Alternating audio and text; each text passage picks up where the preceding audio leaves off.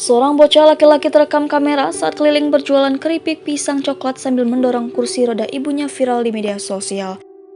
Dalam video yang dibagikan oleh akun TikTok @bayikalila ikatan cinta, tampak bocah laki-laki itu mengenakan topi dan kaos tengah panjang berwarna merah muda.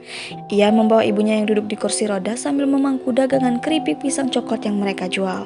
Saat didekati wanita perekam video, bocah itu terdengar sangat ramah saat dibeli wanita tersebut. Berdasarkan keterangan video, bocah itu juga berjualan keripik pisangnya dengan berjalan kaki sambil mendorong kursi roda ibunya yang cukup berat di tengah terik matahari. Sontak video itu pun viral dan menuai beragam komentar dari para netizen yang terharu melihat kisah bocah tersebut.